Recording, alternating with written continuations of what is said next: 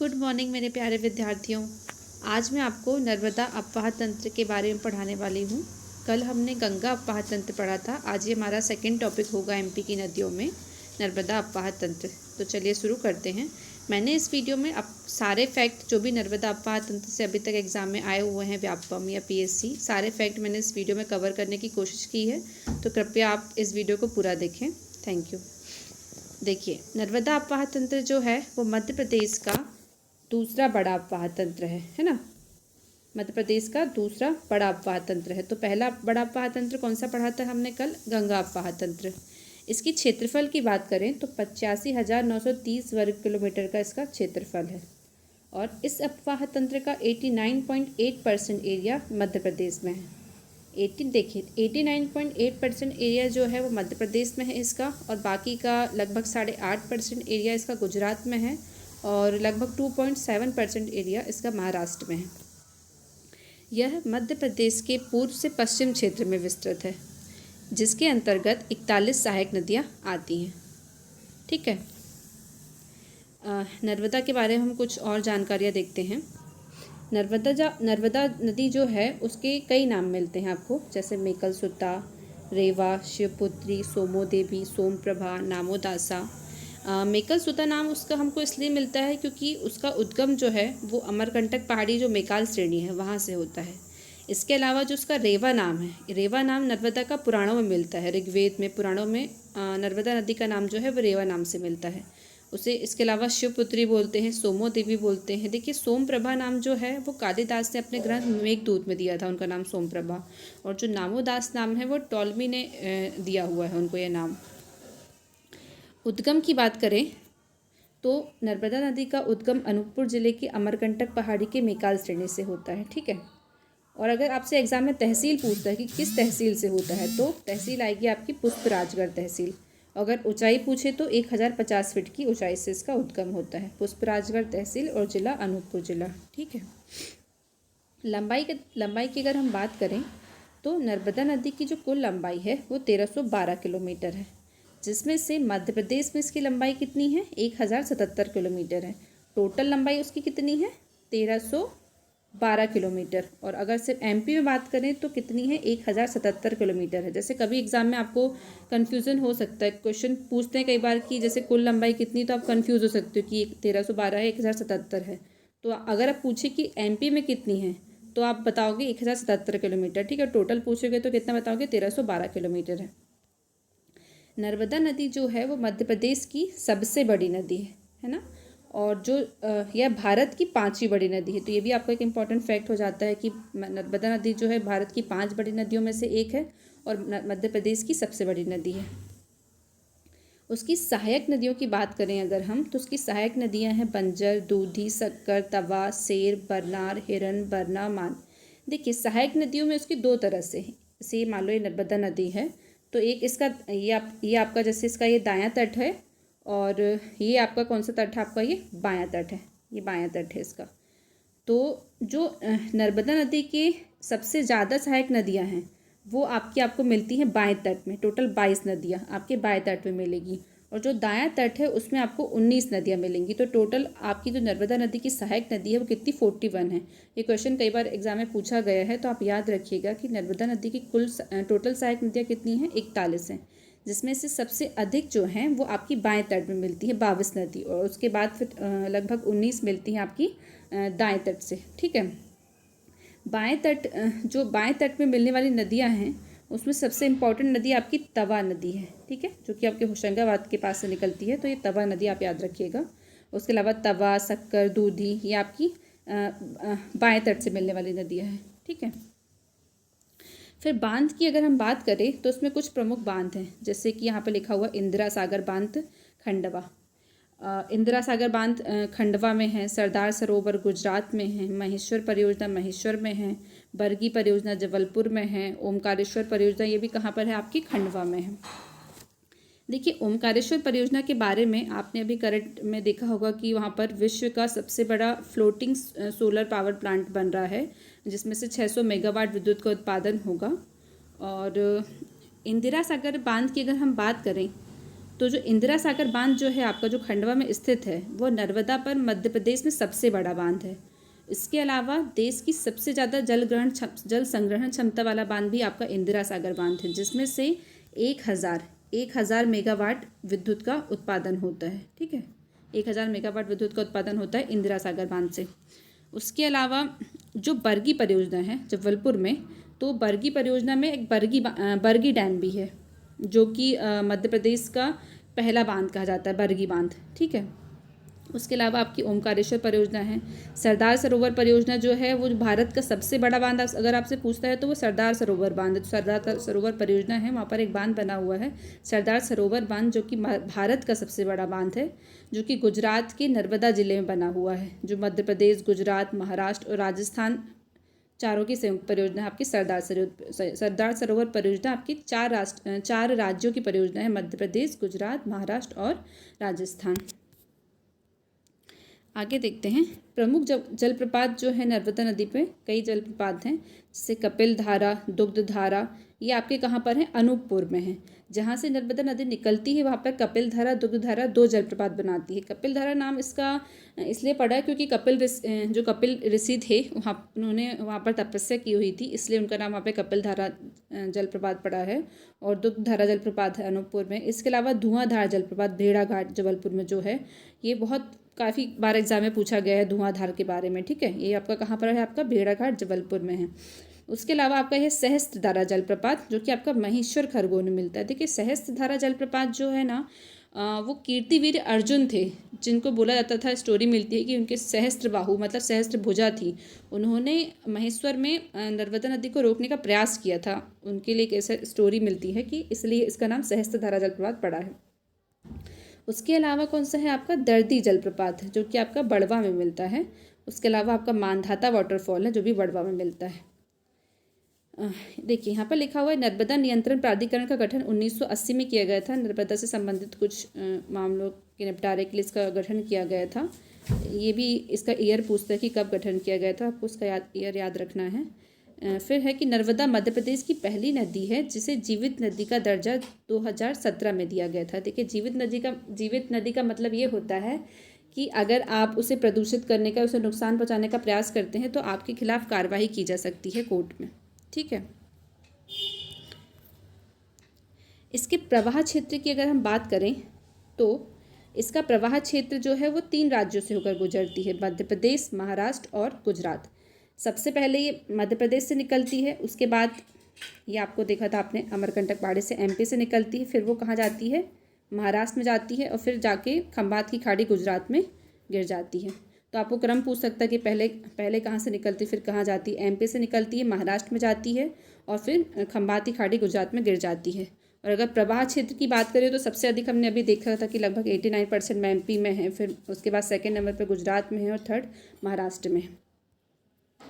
मध्य प्रदेश जो है, जो नर्मदा नदी है वो मध्य प्रदेश के 15 जिलों से होकर प्रवाहित होती है। देखिए 16 मैंने यहाँ पे इसलिए लिखा है क्योंकि जब नर्मदा सेवा यात्रा 2016 में शुरू हुई थी तो उन्होंने सिवनी एक जिला जिसकी सीमा बनाती है नर्मदा नदी, तो वो सेवा यात्रा सिवनी जिले से होते हुए भी मतलब हुई थी, इसलिए इसका नाम 16 जिले यहाँ पे। अगर क्वेश्चन पूछे कि नर्मदा सेवा यात्रा कितने जिलों से हुई है तो फिर 16 आएगा, और अगर एग्जाम में पूछता है कितने जिलों से नर्मदा नदी गुजरती है तो फिर हम 15 जिले लिखेंगे। ठीक है, पूर्ण रूप से, क्योंकि वो 15 जिलों से ही प्रभावित होती है।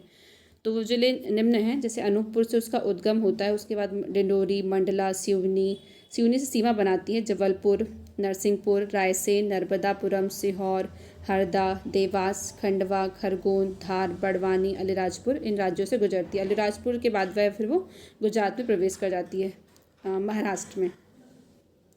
प्रवाह की दिशा की बात करें तो इसकी प्रवाह की दिशा जो है वो पूर्व से पश्चिम की ओर है। भारत की अधिकांश नदियाँ पश्चिम से पूर्व की ओर बहती है, लेकिन भारत की कुछ ही नदियाँ जो है वो पूर्व से पश्चिम की ओर बहती है, इसलिए इम्पॉर्टेंट हो जाता है। पूर्व से पश्चिम की ओर बहने का इसका कारण है क्योंकि ये भ्रंश घाटी में बहती है। ठीक है, भ्रंश घाटी देखो, ये नर्मदा नदी इस भ्रंश घाटी में बहती है, जिसके उत्तर में आपका ये विंध्याचल पर्वत है और दक्षिण में आपका ये सतपुड़ा पर्वत है। भ्रंश घाटी क्या होती है कि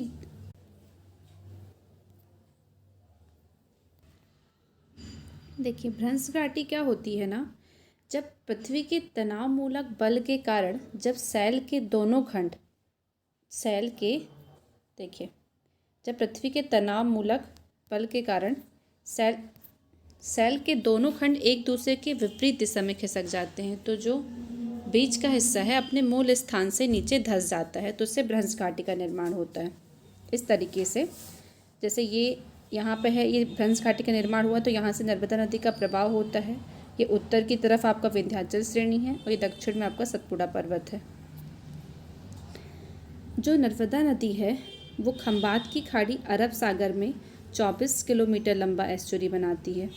ठीक है, जो नर्मदा नदी है कहाँ पर गिरती है आपकी, ये खंबात की खाड़ी में जाके गिरती है यहाँ पर, और कितने किलोमीटर लंबा एस्चुरी बनाती है, 24 किलोमीटर लंबा एस्चुरी बनाती है। ठीक है, देखो एस्चुरी जो है ना आपका, एस्चुरी क्या होता है, नर्मदा नदी 24 किलोमीटर लंबा एस्चुरी बनाती है। देखिए एस्चुरी क्या होता है,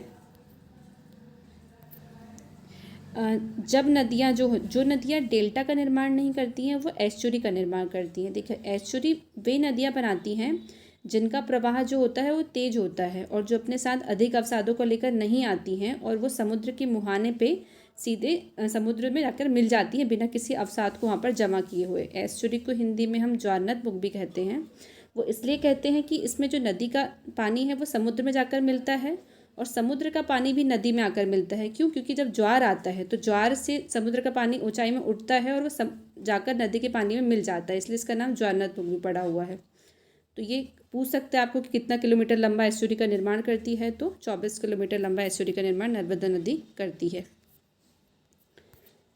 आगे देखते हैं। देखिए यहाँ पर एक मैप बना हुआ है आपका, ये यहाँ अमरकंटक, ये अमरकंटक, यहाँ अमरकंटक से आपका ये नर्मदा नदी निकलती है, फिर होते हुए यहाँ से डिंडोरी है ना, डिंडोरी, मंडला, जबलपुर, भेड़ाघाट, ये जो तवा बांध दिख रहा है आपका ये होशंगाबाद के पास तवा बांध है, भोपाल, ओमकारेश्वर, ओमकारेश्वर में आपकी ये ओमकारेश्वर परियोजना देख सकते हैं आप। खंडवा जिले के मानधाता में है ये ओमकारेश्वर परियोजना जहाँ से 520 मेगावाट बिजली उत्पादन का लक्ष्य रखा गया है।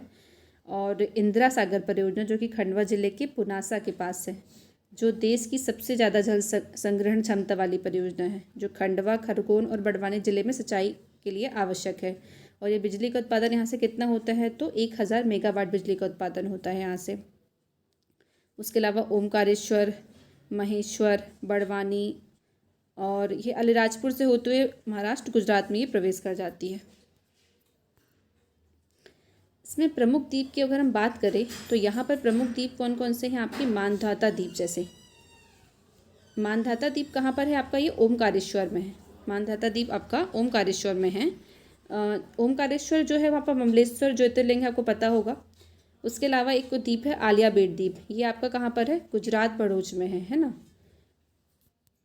नेक्स्ट फैक्ट लिखा हुआ है कि नर्मदा पर स्थित प्रायद्वीपी शहर जो है वो मंडला को कहा जाता है। मंडला को क्यों कहा जाता है, क्योंकि आपको पता है प्रायद्वीप का मतलब क्या होता है, जो भाग 3 ओर से पानी से घिरा हुआ होता है, समुद्र से घिरा हुआ होता है या पानी से घिरा हुआ होता है, ठीक है, जल से घिरा हुआ होता है। तो जो मंडला है, मंडला जो नर्मदा, जैसे ये मंडला मान लो यहाँ पर है, तो जो नर्मदा नदी है उससे ऐसे प्रवाहित होती है, तो वो उसको 3 ओर से जल से, जो मंडला शहर है वो 3 ओर से नर्मदा नदी से घिरा हुआ है, इसलिए इसको नर्मदा पर स्थित प्रायद्वीपी शहर कहा जाता है। प्रमुख टापू की बात करें तो जबलपुर में स्थित पायली टापू, इसी के पास आपका बरगी डैम है। हनुमंतिया टापू खंडवा, जहाँ पर जल महोत्सव का आयोजन किया जाता है हर साल, आपको पता होगा। ये मध्य प्रदेश का जल पर्यटन क्षेत्र भी है। फिर सैलानी टापू है ओमकारेश्वर में। माँ नर्मदा का नाभि कुंड देवास के नेमावर और हरदा के हंडिया के मध्य स्थित है। ये बाबा में आया हुआ क्वेश्चन है। इसके अपवाह क्षेत्रफल की बात करें अगर, तो 93,180 वर्ग किलोमीटर इसका अपवाह क्षेत्रफल है। ये हम पढ़ चुके हैं कि मध्य प्रदेश के 89.9% एरिया से नर्मदा नदी प्रवाहित होती है। सेकेंड नंबर में आपका गुजरात आता है, थर्ड नंबर में आपका महाराष्ट्र आता है। तो आप इसका क्रम ध्यान रखिएगा, ये आपसे एग्जाम में पूछ सकता है। नर्मदा की सबसे बड़ी सहायक नदी की अगर हम बात करें तो वो आपकी तवा नदी है, ठीक है। और अगर सबसे लंबी सहायक नदी की बात करें तो ये आपकी हिरण नदी है। प्रमुख घाट की अगर हम बात करें तो वो आपके राम घाट, जहाँ से नर्मदा नदी निकलती है, वहाँ राम घाट, अमरकंटक, ग्वारी घाट, जबलपुर, तिलवारा घाट, जबलपुर। इस तिलवारा घाट में ही गांधी जी की अस्थियाँ प्रवाहित की गई थी, जो कि जबलपुर में स्थित है। उसके अलावा यहाँ पर झांसी घाट है जो कि नरसिंहपुर जबलपुर की सीमा पर स्थित है। बरमान घाट है जो कि नरसिंहपुर पर स्थित है और इसी में बरमान मेला लगता है, आपको पता होगा 15 दिन तक लगता है वो मेला। एग्ज़ाम SI के एग्ज़ाम में पूछा गया क्वेश्चन है ये। उसके अलावा सिठानी घाट है नर्मदापुरम में। नर्मदापुरम मतलब होशंगाबाद, जो उसकी नया नाम है नर्मदापुरम। अहिल्या घाट महेश्वर में है क्योंकि अहिल्या जो हैं उनका शासन था महेश्वर में। नर्मदा बचाओ आंदोलन, देखिए पूछ सकता है आपकी कि नर्मदा बचाओ आंदोलन पूछा भी गया होगा कि कब शुरू हुआ था। तो 1985 में शुरू हुआ। तो इसका नेतृत्व किसने किया था? तो मेघा पाटकर जी ने किया था। मेघा पाटकर जी का नाम भी कई बार पूछा हुआ है कि नर्मदा बचाओ आंदोलन की नेतृत्वकर्ता कौन है, तो मेघा पाटकर जी हैं। हरसूद खंडवा में पहला जल सत्याग्रह शुरू हुआ था। ठीक है, ये नर्मदा बचाओ के लिए शुरू हुआ था। हरसूद खंडवा में पहला जल सत्याग्रह।